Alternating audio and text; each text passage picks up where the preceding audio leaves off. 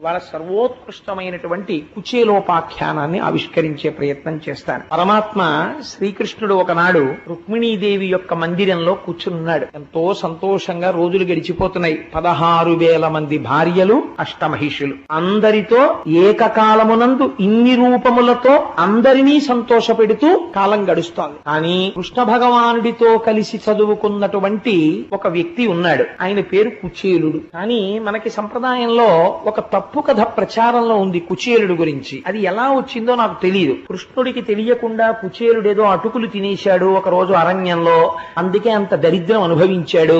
ఆ తర్వాత ఏదో కృష్ణ పరమాత్మ ఆయనకి ఐశ్వర్యం ఇచ్చారు అని అంటారు. కానీ భాగవతంలో కుచేలుడు గురించి అలా చెప్పలేదు. కుచేలుడు గురించి ఎంత గొప్పగా మాట్లాడారంటే వ్యాసుల వారు, ఎంత గొప్పగా మాట్లాడారో పోతన గారు మీరు అవతరించండి. వ్యాసుడు కుమారుడైన శుకుడు చెప్తున్నాడు ఎవరితోటి, అభిమన్యుడి యొక్క కుమారుడైన పరీక్షిత్తుని చూసి చెప్తున్నాడు. ఏమని, ఓ రాజా నీకు చెప్తాను విను.